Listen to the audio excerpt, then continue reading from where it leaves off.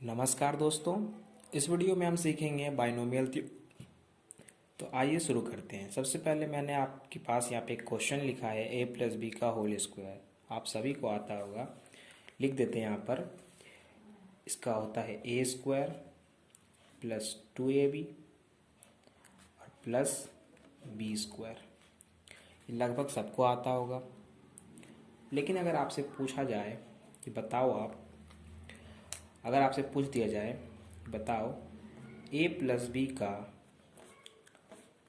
Whole 50, अगर पूछ दिया जाए ए प्लस बी का होल 50, ए प्लस बी का होल स्क्वायर बता दोगे, होल क्यूब बता दोगे, होल 4 बता दोगे, बहुत कोई बता देगा। अगर आपसे पूछ दिया जाए ए प्लस बी का होल 50, मतलब इंक्रीजिंग नंबर्स में आपको पावर पूछ दिया जाए, मतलब बहुत ही बड़ा बड़ा पावर पूछ दिया जाए, तब आप क्या करोगे?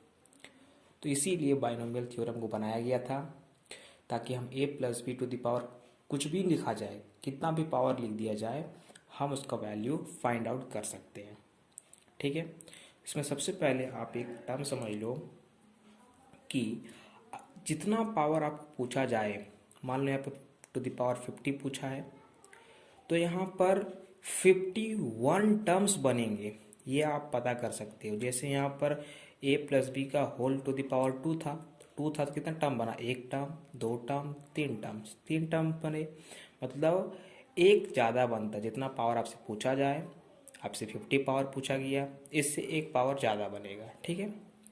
तो इसका कितना बनेगा? तो हम लोग बाइनोमियल थ्योरम की मदद से A to the power 50 A plus B का टू द पावर 50 का निकाल सकते हैं। ठीक है।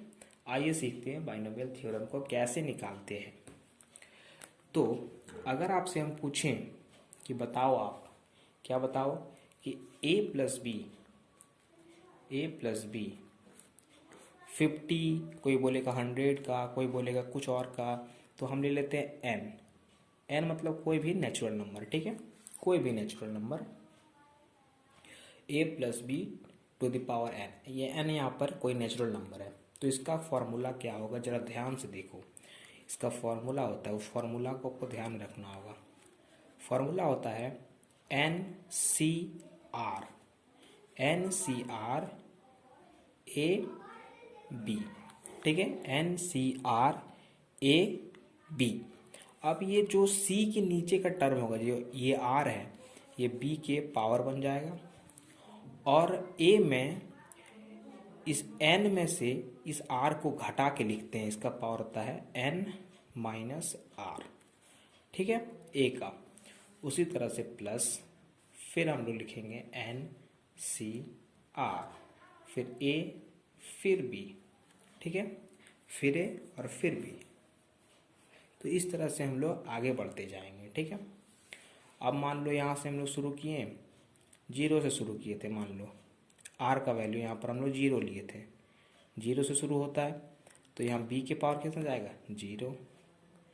और यहाँ पर n माइनस आर, तो यहाँ पर r 0 हो जाएगा, 0 माइनस n। उसी तरह से हम यहाँ लेंगे अब वैल्यू 1, 0 से शुरू किए थे, 1 में आ गए, तो b के पास कितना जाएगा पावर? जो यहाँ रहेगा वही b के ऊपर जाएगा, और a पे n माइनस 1। ठीक है, इसी तरह से बढ़ते रहेगा आगे। कितना लिखेंगे आप? तो अब डायरेक्ट लास्ट लिख देते हैं। इसका लास्ट टर्म क्या होता है? लास्ट टर्म्स तो NCN। ठीक है, n तक पहुंच गए, 0 शुरू किए थे, n तक पहुंच गए हम लोग। AB, ये n जो है b के पर, और a पर क्या होता है? n में से ये घट के लिखा था यहाँ पे, तो n माइनस n क्या होगा? 0। ठीक है, तो ये हो गया इसका लास्ट टर्म, यहाँ जाके ये स्टॉप हो जाएगा। तो इस तरह से निकालते हैं इसका फॉर्मूला बाइनोमियल थ्योरम का। अभी आपको समझ में नहीं आ रहा होगा कि NCR क्या है, AB क्या है, किस तरह से हम लोग पुट करेंगे, धीरे धीरे समझ में आएगा। ठीक है, तो ध्यान से देखिए। अब इस तरह के फॉर्मूलेस को जब आप देखोगे, जिसमें लिखा है NC1, NC0, NCN तक लिखे हैं हम, ये NC, इसको हम लोग देखते हैं NCR, इस फॉर्म में ये हमेशा दिखता है। ठीक है, ये क्या होता है? तो ये होता है आपका कॉम्बिनेशन, ये होता है कॉम्बिनेशन, इसको बोलते हैं हम लोग कॉम्बिनेशन। ठीक है, इसको बोलते हैं हम लोग कॉम्बिनेशन।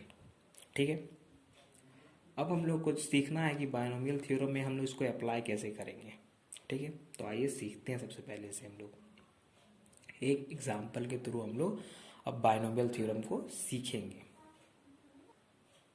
तो हमने इस एग्जाम्पल को लिया है a+b⁵ ठीक है, जरा समझिए हम किस तरह से बायनोमियल थ्योरम निकालते हैं।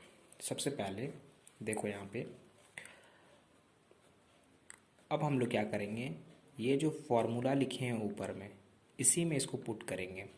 सबसे पहले आप इस 5 को जब देखें तो आप समझ चुके होंगे कि इसमें कितना टर्म्स बनने वाला है। जितना पावर होता है उससे एक टर्म ज़्यादा बनता है। ठीक है, जैसे यहाँ पर 2 था तो 3 टर्म्स बने थे, यहाँ 5 है तो 6 टर्म्स बनेगा। ठीक है, सबसे पहले हम इसको फॉर्मूला में पुट अप करेंगे। कैसे पुट करेंगे, तो क्या है हमारा NC0, कहाँ तक जाना है 5 तक, तो NC0 A और B, ये 0 इस पर जाएगा और यहाँ पर N आएगा।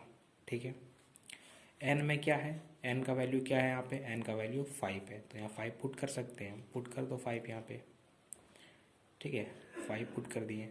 उसी तरह से फिर प्लस 5C1 AB, ये 1 यहाँ B के ऊपर जाएगा और A पे N-1 4 आएगा। ठीक है, उसी तरह से 5C2 A का वैल्यू और B का वैल्यू, ये पावर यहाँ जाएगा, A पे 3 आएगा, 5 में 2 गया 3 आया। ठीक है, अब यहाँ पे आ गए हम लोग प्लस 5C3 AB, B के पावर 3 और इसमें आएगा 2। फिर चलेंगे हम लोग 5C4, कब तक जाना है, जब 5 टर्म्स है तो 5 में जाके रुकना है। ठीक है, AB, B⁴, इस पे पावर 1 प्लस 5C5 AB, इस पे 5 और ये 0। ठीक है, ये हमारा कंप्लीट हो गया टर्म्स। गिन के देख लो कितने टर्म्स है, 1 टर्म 2 टर्म 3 टर्म 4 5 6, मतलब 6 टर्म्स है टोटल हमारे। मतलब अगर पावर 5 है तो 6 टर्म्स बनेगा, मतलब जितना पावर होता है उससे 1 टर्म ज़्यादा ही बनता है। ठीक है, समझ में आ गया हो इतनी दूर तक आपको। अब हम लोग क्या करेंगे, ये जो NC0 लिखे हैं यहाँ पे, ठीक है, फिर लिखे हम यहाँ पे NC1 NC2 NC3 NC4 NC5, ये क्या है, ये समझ में आ गया कि ये तो कॉम्बिनेशन है। लेकिन इसको ये है क्या, कॉम्बिनेशन में ये क्या है, इसको समझ नहीं पा रहे हम लोग, ये है क्या। तो ये है आपका कॉम्बिनेशन में निकालने का फॉर्मूला। इसका वैल्यू आएगा जब आप साइंटिफिक कैलकुलेटर यूज़ करोगे, तो ये बटम आता है जिसमें आप बटम टिपोगे तो उसमें इसका वैल्यू आपको शो करेगा। ठीक है, इसको निकालने का फॉर्मूला होता है, वो फॉर्मूला आप सीख लो अभी फ़िलहाल के लिए, क्योंकि अभी हमारे पास कैलकुलेटर नहीं है। तो इसको निकालने का क्या फॉर्मूला है, जरा यहाँ पे देखिए।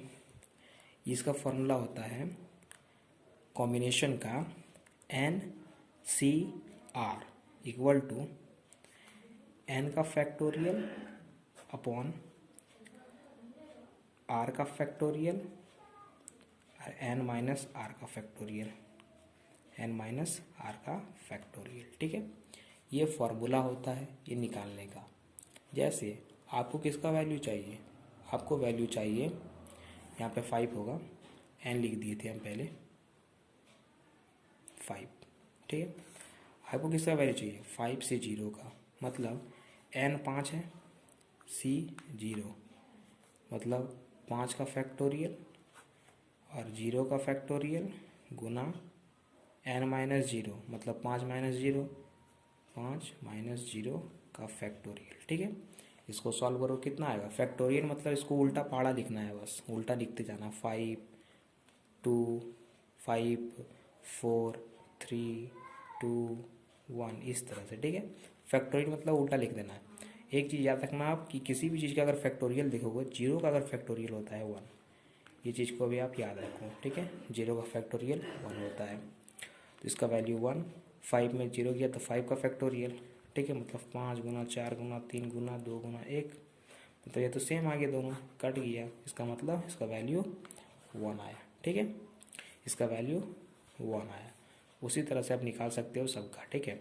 इसका वैल्यू कितना आया 1 into A to the power 5 है और बी का पावर 0, इसका मतलब इसका वैल्यू भी 1 आ गया, प्लस 5c1। अब 5c1 का वैल्यू कितना होगा, इसे आप निकाल लो, अपना रफ वर्क में निकाल लो। इसका वैल्यू आता है 5, ठीक है। इसका वैल्यू आएगा 5a 4b 1। आप ट्राई कर लो। अब जैसे यहाँ पर हम लोग इसका वैल्यू निकाल के लिखें, उसी तरह से इसका वैल्यू निकाल के लिख लो। इसका वैल्यू निकालोगे, हम कैलकुलेट कर चुके हैं, इसका वैल्यू 10 आता है। आप कैलकुलेट कर लो अभी कहीं पे, और ये 2, ठीक है। इसका वैल्यू भी 10 आता है, 10a2b3। इसका वैल्यू 5 आता है, 5a1b4, प्लस इसका वैल्यू 1 आता है, 1 इंटू इसका वैल्यू 1 हो जाएगा a टू द पावर 0 का और b टू द पावर 5, ठीक है। अब अगर हम इसे बढ़िया से लिख दें तो a का power 5 plus 5a4b1 plus 10a3b2 plus 10a2b3 plus 5ab4 और plus b to the power 5, ठीक है। तो ये हो गया आपका टोटल आंसर, ध्यान से देखोगे तो, ठीक है। अब फटाफट से हम लोग एक क्वेश्चन लेते हैं इस पर और देख लेते हैं उसको। दोस्तों, तो इस क्वेश्चन से हम लोग सीखेंगे बाइनोमियल थ्योरम को और भी अच्छे तरीके से, ठीक है। सबसे पहले लिखा है √x plus √y to the power 8, इसका मिडिल टर्म निकालना है। सबसे पहले इस क्वेश्चन में टोटल कितने टर्म्स बनेंगे, जितने पावर होते हैं उससे ज़्यादा बनता है, टोटल 9 टर्म्स बनेंगे, ठीक है। सबको पता है टोटल 9 टर्म बनेगा इसमें। क्या बोला, फाइंड इट्स मिडिल टर्म। अब बोला कि इसका मिडिल टर्म निकालो। जब 9 टर्म्स बनेगा तो इसका मिडिल टर्म कौन होगा, 9 टर्म में आपका मिडिल टर्म कौन होता है, तो 5th term is the middle term. अगर 9 टर्म बन रहा है तो उसका मिडिल टर्म कौन होगा, 5वां टर्म उसका मिडिल टर्म से होगा, सिंपल सा बात है, ठीक है।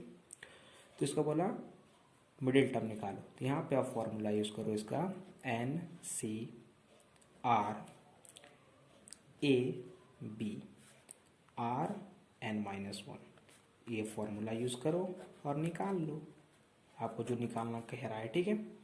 कैसे यूज़ करेंगे इस फॉर्मूले को, सबसे पहले तो देखो कैसे निकालेंगे। आपका बोला मिडिल टर्म निकालो, 5th टर्म, कौन सा टर्म आ रहा है आपका मिडिल टर्म, 5th टर्म। जिस टर्म्स को निकालने बोला जाए आपको, जैसे 5th टर्म को यहाँ निकालने कहा जा रहा है, उससे आप r का वैल्यू एक कम लोगे, क्योंकि हम लोग 0 से शुरू करते हैं इसीलिए, ठीक है। अब यहाँ पर n का वैल्यू क्या है, यहाँ से देखो 8 है, ठीक है, मतलब 8c, और यहाँ पर हम लोग r का वैल्यू क्या लेंगे, जितना निकालना उससे एक कम लेंगे, 4 लेंगे, ठीक है। a क्या है, a √x है, तो √x लिख देंगे, ठीक है। अब हम लोग यहाँ पर √y लिख देंगे, a b दोनों लिख दिए। अब ये 4 कहाँ जाएगा, इसके माथे पर जाएगा, और यहाँ पे क्या आएगा, इस पे भी 4 आएगा, ठीक है। तो जब इसको आप सॉल्व करोगे, तो कितना आएगा देख लो, सॉल्व करके आप ये वैल्यू आप सॉल्व कर सकते हो। कैसे, 8 का factorial upon 4 factorial into 4 factorial, ठीक है। मतलब 8 गुना 7 गुना 6 गुना 5 गुना 4 का फैक्टोरियल लिख दो इसे, 4 का फैक्टोरियल गुना 4 का फैक्टोरियल, 4 ख़त्म हो गया, 4 3 2 1, ठीक है। तो इसका मतलब यहाँ से काटेंगे तो ये 2 बार में जाएगा, और ये आपका 3 बार में, ये 3 से 3 किया है, ठीक है। मतलब 2 5 10 और 7 70, इसका वैल्यू आया 70, ठीक है। इसका वैल्यू आया 70, 70। अब ये x टू दी पावर हम लोग क्या कर सकते हैं, 4 इंटू 1/2, रूट को हटा दिए। यहाँ पे y to the power 4 into 1/2, तो 2 से कट गया ये 2 बार में, ठीक है। इसका आंसर कितना आ गया, 70 x to the power 2 y to the power 2, ये हो गया इसका आंसर, ठीक है। तो इस तरह से हम लोग बाइनोमियल थ्योरम के क्वेश्चंस को बनाते हैं, ठीक है। तो इस वीडियो में इतना ही, मिलते हैं अगले वीडियो में।